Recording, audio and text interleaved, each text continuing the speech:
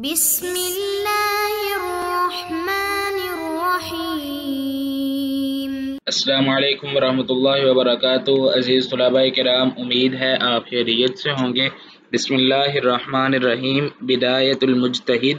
و نہایت المقتصد کا سبق نمبر 87 آج ہم زیر بحث لے کے آئیں گے۔ آج کے سبق کا عنوان کتاب النکاح سے الباب الثالث میں سے الفصل الاول جو خیار عیب کے حوالے سے ہے، اس کا یہ دوسرا حصہ ہے،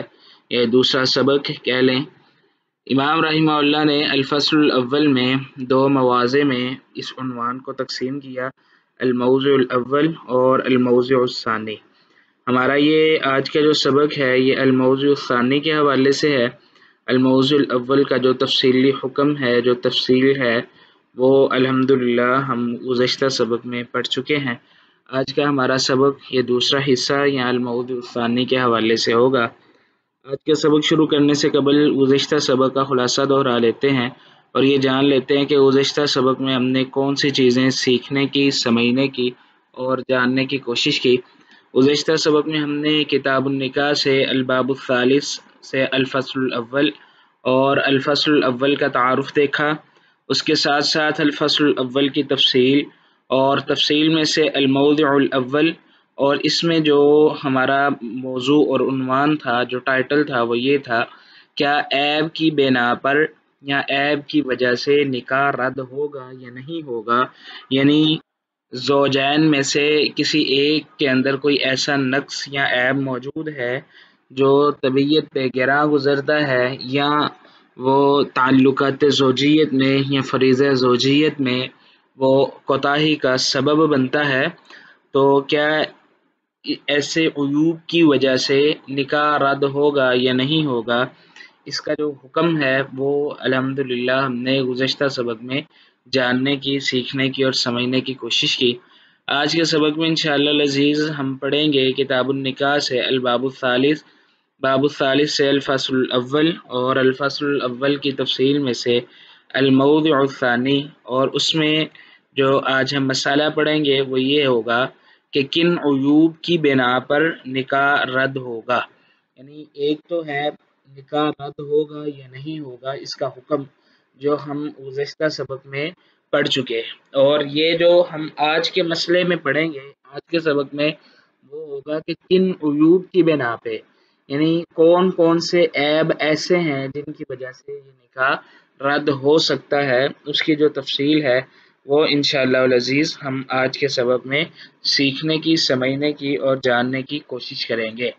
تو شروع کرتے ہیں جی۔ الباب الثالث فی موجبات الخیار فی النکاح، نکاح میں اختیار کے حوالے سے ہے، اور اس کو امام رحمہ اللہ نے 4 فصول میں تقسیم کیا۔ ہمارا سبق جو ہے وہ پہلی فصل پہ ہے العیوب، یعنی عیب کی وجہ سے جو نکاح رد ہوتا ہے یا عیوب کے سبب جو تعلقات اور عقد کو ختم کرنے کا اختیار حاصل ہوتا ہے، اس سے متعلقہ ہے۔ یہ ہمارا عیوب سے متعلقہ دوسرا سبق ہے،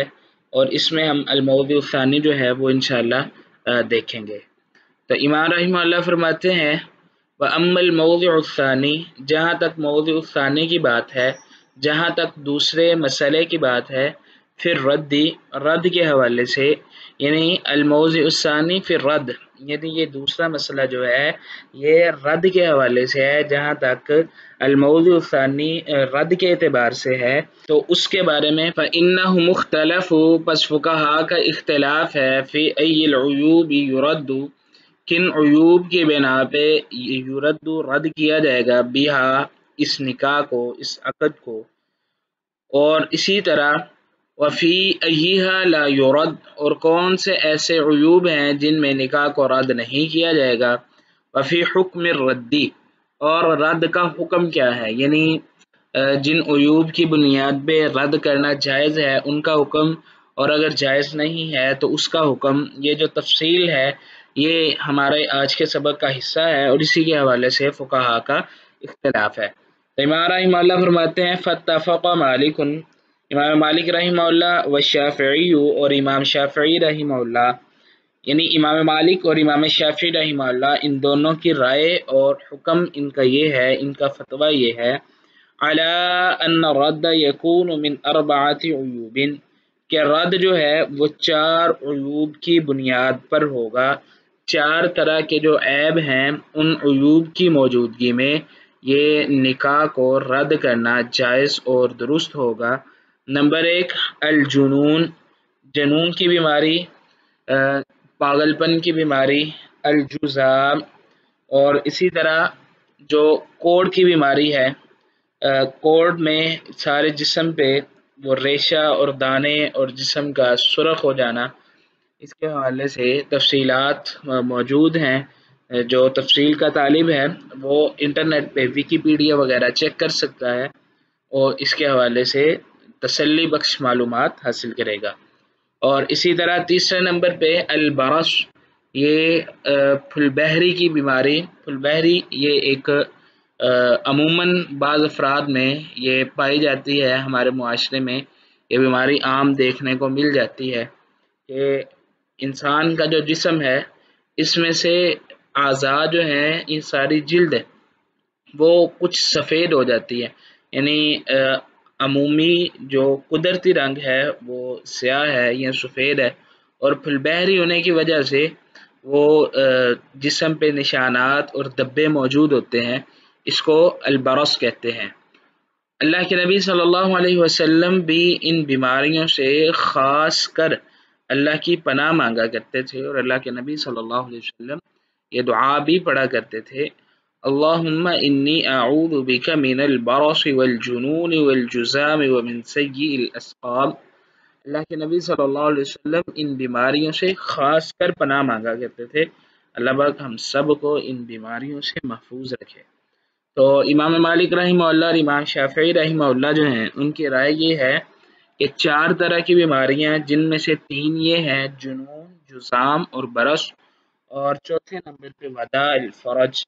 جو شرمگاہ کی بیماری ہے، اس کی وجہ سے بھی نکاح کو رد کیا جا سکتا ہے۔ اور اسی طرح امام مالک رحمہ اللہ نے داء الفرج کی حوالے سے وضاحت بھی پیش کر دی کہ اس بیماری سے مراد کیا ہے۔ بیماری سے اولاً مراد وہی ہے جو ہم کل جس کے بارے میں پڑھ چکے ہیں، قرن وغیرہ، لیکن یہاں پہ امام مالک رحمہ اللہ نے اور امام شافعی رحمہ اللہ کی جو رائے ہے اس کو وضاحت کے ساتھ پیش کیا گیا، اور وہ یہ ہے کہ الذی، ایسی بیماری، یمنع الوطأ، جو وطی کو، جو تعلقات زوجیت کو، جو فریضہ زوجیت کو ادا کرنے سے مانے ہو، ایسی بیماری جس سے فریضہ زوجیت ادا کرنا عورت اس قابل نہ ہو، تو اس بیماری کی وجہ سے یہ رد کیا جا سکتا ہے۔ آگے اسی بیماری کے یعنی داء الفرج کی مزید وضاحت یہ ہے، اما قرن او رتق، یا تو قرن ہوگا یا رتق ہوگا۔ قرن اور رتق یہ دونوں الفاظ ہم معنی ہیں اور قریب المعنی بھی ہیں، اور ان دونوں میں یہی ہے کہ عورت کی شرمگاہ کا سوج جانا یا کسی پٹھے کی وجہ سے ایسی بندش کا ہونا کہ وہاں تعلقات زوجیت قائم کرنا جو ہے وہ ممکن نہ ہو، تو ایسی بیماری ہو جس میں قرن یا رتق جس کو کہا جاتا ہے کہ عورت فریضہ زوجیت ادا کرنے کے قابل نہیں ہے، تو یہ بیماریاں ہیں داء الفرج میں۔ فی المرأہ، تو امام رحمہ اللہ نے یہ وضاحت کر دی کہ قرن اور رتق یہ عورتوں کے ساتھ مختص ہیں، اور اسی طرح او عنت فی الرجل او خصاء، اب مرد کی بیماری یہ ہے عنت کہ وہ نامرد ہے، وہ اس قابل ہی نہیں ہے کہ وہ تعلقات زوجیت قائم کر سکے، او خصاء، یا پھر وہ خصی ہے، یعنی اس نے خود اپنے اندر سے اس ضرورت کو ختم کر دیا ہوا ہے۔ تو یہاں پہ امام رحمہ اللہ نے، امام مالک رحمہ اللہ اور امام شافعی رحمہ اللہ کے حوالے سے جو ٹوٹل بیماریاں بیان کی وہ 7 ہیں۔ پہلی 3 جو ہیں وہ مردوں اور عورتوں دونوں میں کامن ہے، موجود ہیں، جنون، جذام اور برص۔ یہ 3 بیماریاں جو ہیں یہ تقریباً اوورآل کامن ہے، مردوں میں بھی پائی جا سکتی ہیں اور عورتوں میں بھی پائی جا سکتی ہیں۔ اگلی 2 بیماریاں جو ہیں جو داء الفرج، قرن اور رتق، یہ دونوں جو ہیں یہ عورتوں کے ساتھ خاص ہیں، اور جو آخری دو ہیں یہ عنت او خصا، یہ مردوں کے ساتھ خاص ہیں۔ تو یہ اوورال 7 بیماریاں ہو گئیں، 2 عورتوں کے ساتھ مختص ہیں، 2 مردوں کے ساتھ مختص ہیں، اور 3 جو ہیں یہ کامن ہے، مردوں اور عورتوں دونوں میں پایا جانا ممکن ہے۔ تو امام مالک رحمہ اللہ اور امام شافعی رحمہ اللہ کی رائے میں یہ بیماریاں جو ہیں یہ رد کا سبب بن سکتی ہیں، اور ان بیماریوں کی بنیاد پہ نکاح کو رد کرنے کا اختیار جو ہے وہ حاصل ہو جاتا ہے۔ واختلف اصحاب مالک فی اربعین، اور امام مالک رحمہ اللہ کے جو اصحاب ہیں انہوں نے اختلاف کیا ہے فی اربعین، 4 مزید بیماریوں میں، اور وہ 4 کون سی ہیں؟ نمبر 1 فی السوادی، سواد اس سے مراد کالا رنگ ہوتا ہے، اور اسی طرح یہاں پہ اس سے مراد جو اصطلاحاً معنی مراد لیا جائے گا وہ یہ ہے کہ سواد ایسی بیماری جس سے دانتوں کا رنگ یا منہ کا رنگ سیاہ ہو جاتا ہے، یعنی بیماری کی وجہ سے جو انسان کے دانت ہیں وہ بھی سیاہ ہو جاتے ہیں۔ تو سواد سے مراد ایسی بیماری جس سے انسان کے اندر کا جو منہ والا حصہ ہے وہ سیاہ ہو جائے، اس کی رنگت کالی ہو جائے۔ تو جن 4 بیماریوں کے حوالے سے اختلاف ہے ان میں سے پہلی السواد، دوسرے نمبر پہ والقرائی، گنجا پن یعنی سر کے بالوں کا نہ ہونا، اور تیسرے نمبر پہ وبخار الفرجی، بخر کا معنی ہوتا ہے سمیل، کسی چیز کی بدبو، وبخار الفرجی شرمگاہ کی بدبو، اور اسی طرح چوتھے نمبر پہ وبخار الفمی، منہ کی بدبو، یعنی منہ سے ایسی بدبو آتی ہے کہ بیٹھنا محال ہے، پاس سے گزرنا یا اس سمیل کی وجہ سے پاس رہنا محال ہے، یا اسی طرح شرمگاہ میں موجود جو بدبو ہے وہ بیماری کی وجہ سے ایسی بدبو ہے کہ تعلقات زوجیت کا قائم کرنا جو ہے وہ ممکن نہ ہو۔ تو یہ 4 بیماریاں ہیں جن میں اصحاب مالکیہ کا اختلاف ہے، اور وہ یہ ہیں سواد، قرا اور شرمگاہ کی بدبو اور منہ کی بدبو۔ فقیلت ترد بہا، کہا گیا ہے کہ ان بیماریوں کی وجہ سے بھی نکاح کو رد کرنا جائز اور درست ہے۔ وقیلا، اور یہ بھی کہا گیا ہے کہ لا تردو، ان کی وجہ سے نکاح کو رد کرنا جائز اور درست نہیں ہے۔ وقال ابو حنیفۃ واصحابہ والثوری، اور امام ابو حنیفہ رحمہ اللہ اور ان کے اصحاب اور امام ثوری رحمہم اللہ تعالی علیہم اجمعین جو ہیں ان کی رائے یہ ہے کہ لا ترد المرأة فی النکاح الا بعیبین فقط، عورت کا نکاح رد نہیں کیا جائے گا الا بعیبین، صرف 2 عیبوں کی وجہ سے، یعنی عورت کو نکاح سے فارغ کرنا یا مرد کو اختیار دینا صرف اور صرف 2 عیوب کی بنیاد پہ ہوگا، اور وہ 2 عیب کون سے ہیں؟ نمبر 1 القرن، اور نمبر 2 الرتق، قرن اور رتق کی بنیاد پہ۔ اب یہاں پہ فقہاء نے قرن اور رتق کا جو فرق لیا ہے وہ یہ ہے، قرن سے مراد یہ ہے کہ کوئی پٹھا جو ہے وہ شرمگاہ کے اوپر ایسی شکل میں آ گیا کہ فریضہ زوجیت ادا کرنا عورت کے لیے ممکن نہ ہو، اور اسی طرح قرن سے مراد کہ گوشت جو ہے یا کوئی ایسی حدود وہ ابھر آئی ہے جس کی وجہ سے یہ محال ہو چکا، اور رتق سے مراد یہ ہے کہ اوورآل عورت کی شرمگاہ کا پیدائشی طور پہ بند ہونا، اس کا منہ جو ہے وہ ممکن نہیں ہے فریضہ زوجیت ادا کرنا۔ تو یہ 2 چیزیں ہیں جن کو امام ابو حنیفہ رحمہ اللہ نے وجہ اور سبب قرار دیا کہ ان 2 اسباب کی بنیاد پہ جو ہے نکاح کو رد کرنے کا اختیار حاصل ہوگا۔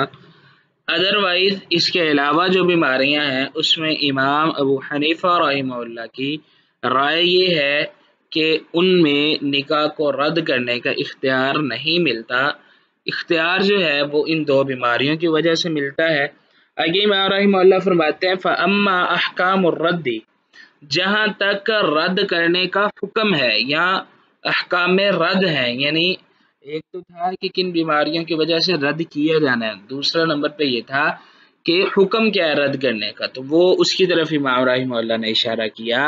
کہ جہاں تک رد کرنے کے احکام کا تعلق ہے، احکام الرد، فإن القائلین بالرد، جو رد کرنے کے قائل ہیں، جو نکاح کو ختم کرنے کے قائلین ہیں، اتفقوا، ان کا اتفاق ہے اس بات پہ، علی ان الزوج اذا علم بالعیب قبل الدخول طلق، وہ اس بات پہ متفق ہیں کہ جب خامد نے جان لیا اذا علم بالعیب، جب اس کو علم ہو گیا کہ اس میں یہ عیب موجود ہے، قبل الدخول، تعلقات سے قبل، تو طلق، وہ طلاق دے دے گا، ولا شیء علیہ، اور اس پہ کسی قسم کا کوئی کفارہ لازم نہیں ہے۔ ولا شیء علیہ سے معنی کفارہ کر دیا گیا، اس سے مراد اصلاً یہ ہے کہ وہ حق مہر ادا نہیں کرے گا، اس کے ذمے حق مہر نہیں ہوگا، وہ بری الذمہ ہے، کیونکہ اس نے قبل الدخول جو ہے یہ طلاق دے دی ہے۔ اور اسی طرح امام رحمہ اللہ فرماتے ہیں واختلفوا، اور فقہا کا اختلاف اس بات میں ہے کہ ان علم بعد الدخول والمسیس، اگر اس نے تعلقات کے بعد، اور مس بمعنی تعلقات ہی ہے، اگر اس نے ان چیزوں کے بعد اس کو علم ہوا کہ یہ عیب موجود ہیں، فقال مالک، تو امام مالک رحمہ اللہ فرماتے ہیں ان کان ولیها الذی زوجها، اگر اس کا وہ ولی جس نے نکاح کیا ہے، نکاح کرتے وقت جو ولی بنا ہے، اگر تو وہ بندہ ممن ان میں سے ہے، یظن به لقربه منها، یظن گمان کیا جاتا ہے، به اس آدمی کے بارے میں، لقربه اس کے رشتے کے قربت کی وجہ سے، منها اس عورت کے ساتھ، کہ انہ عالم بالعیب، کہ وہ عیب کو جاننے والا ہے، مثال کے طور پہ مثل الابی، جیسے باپ ہے، والاخی یا بھائی ہے، فہو غار، پس وہ بندہ جو ہے وہ دھوکہ دینے والا ہے، یرجع علیہ الزوج بالصداق، وہ اس کی طرف جو مہر ہے وہ لوٹائے گا، یرجع وہ لوٹائے گا، علیہ اس مرد کی طرف، الزوج جو خامند ہے، بالصداق مہر کے ساتھ، ولیس یرجع اور نہیں وہ لوٹائے گا، علی المرأة بشیء عورت کی طرف کوئی چیز، وإن كان بعیدا، یہاں سے آگے نئی بات شروع ہو گئی، وإن كان بعیدا سے پچھلی بات کا مطلب سمجھ لیجیے، امام مالک رحمہ اللہ کی رائے یہ ہے کہ اگر بعد الدخول اور بعد المسیس پتہ چلا کہ عورت میں یہ عیب موجود ہے، تو امام مالک رحمہ اللہ فرماتے ہیں کہ اگر تو ولی ایسا شخص ہے جو باپ ہے یا بھائی ہے، اور اس کی قریبی رشتے اور قربت کی وجہ سے یہی معلوم ہوتا ہے کہ یہ اس عیب کو پہلے جاننے والا تھا اور اس نے یہ بتایا نہیں ہے، تو وہ دھوکہ دے رہا ہے اور اس نے دھوکہ دیا، فهو غار علیہ، تو وہ بندہ جو ہے وہی اب چٹی بڑھے گا، جو گزشتہ سبق میں بھی ہم نے پڑھا تھا کہ جو ولی ہوگا وہ چٹی بڑھنے والا ہوگا برخلاف خامد کے، تو اس چیز کی وضاحت بھی یہاں پہ ہے، غار سے مراد وہ شخص جو ہے وہ حق مہر جتنا اس شخص نے اس کی بیٹی کو یا بہن کو ادا کیا ہے، وہ سارا حق مہر وہ اس شخص کو اس کے خامد کو واپس کرے گا، اور یہ اس پہ چٹی ہوگی، اور اس عورت سے کچھ بھی مطالبہ نہیں کیا جائے گا، وہ بندہ اسی سے مطالبہ کرے گا، ولی سے ہی لے گا، یہ امام مالک رحمہ اللہ کی رائے ہے۔ وَإِن كَانَ بَعِيدًا، اور اگر ولی جو ہے وہ دور کا ہے، بعید ہے، یعنی وہ قریبی رشتہ دار نہیں ہے، رجع الزوج علی المرأة بالصداق كله الا ربع دینار فقط، تو امام مالک رحمہ اللہ کہہ رہے ہیں کہ اگر ولی جو ہے وہ دور کا ہے تو راجع الزوج علی المرأة، تو عورت جو ہے وہ اپنا مہر جو واپس دے گی اور مرد کو بالصداق کلی سارے کا سارا، الا سوائے اس کے کہ ربع دینار فقط، عورت اس مہر میں سے ربع دینار جتنا مال اپنے پاس رکھے گی اور باقی سارے کا سارا مال جو ہے وہ خامد کو واپس کر دے گی۔ وقال الشافعی، اور امام شافعی رحمہ اللہ جو ہے ان کی رائے یہ ہے کہ ان داخلہ، اگر اس نے دخول کر لیا، اگر اس نے تعلقات زوجیت جو ہیں وہ قائم کر لیے ہوئے ہیں، تو لازمہ الصداق کلہ، اس کے اوپر سارے کا سارا مہر جو ہے وہ لازم ہے، واجب ہے، بالمسیسی، تعلقات کے ساتھ اور چھو لینے کے ساتھ، ولا رجوع لہ علیہا، اور نہیں ہے لوٹانا، لہو رجوع لہو اس مرد کے لیے، علیہ اس عورت پر، ولا علی ولی اور نہ ولی پہ. یعنی امام شافعی رحمہ اللہ کی رائے یہ ہے کہ جب تعلقات زوجیت جو ہیں وہ قائم ہو چکے ہیں تو پھر سارے کا سارا مہر جو ہے وہ واجب ہے، اور یہ ادا کرے گا عورت اور اس کا ولی. یعنی عورت بھی ولی ذمہ ہو جائے گی اور ولی بھی ولی ذمہ ہو جائیں گے. ان دونوں کے ذمے مہر کو واپس لوٹانا یا واپس دینا واجب نہیں ہے، ضروری نہیں ہے. آگے ہے جی وسبب اختلافہم، سبب اختلاف کے حوالے سے وہ انشاءاللہ العزیز ہم آئندہ سبق میں سمجھنے کی اور جاننے کی کوشش کریں گے. اب ہم اپنے آج کے سبق کا خلاصہ دیکھ لیتے ہیں جی. آج کے سبق میں ہم نے کتاب النکاح سے الباب الثالث الفصل الاول اور الفصل الاول کی تفصیل میں سے الموضوع الثانی، اور اس میں عیب کی بنا پہ حق اختیار کا مسئلہ اور کن عیوب کی بنا پر رد ہوگا، اس کے حوالے سے جاننے کی کوشش کی. اگلے سبق میں انشاءاللہ العزیز ہم پڑھیں گے کتاب النکاح سے الباب الثالث الفصل الاول اور الفصل الاول کی تفصیل میں سے الموضوع الثانی کی تفصیل سے سبب اختلاف، یعنی کن عیوب کی بنیاد پر نکاح رد ہوگا اور اس کا حکم کیا ہے، اس کے حوالے سے جو سبب اختلاف ہے وہ انشاءاللہ العزیز ہم آئندہ سبق میں دیکھیں گے. اور اس کے ساتھ ساتھ الفصل الثانی کا تعارف اور اس کی تفصیل کے حوالے سے جو ابتدائی تفصیل ہے انشاءاللہ العزیز ہم آئندہ سبق میں جاننے کی اور سیکھنے کی کوشش کریں گے. اگلے سبق سے پہلے آپ یہ سوال حل کریں. سوال یہ ہے کیا عیب کی وجہ سے نکاح رد ہوگا؟ اس کی جو تفصیل ہے اس کو جاننے کی، سمجھنے کی اور سیکھنے کی کوشش کریں. تب تک کے لیے اللہ حافظ، اپنا خیال رکھیے گا.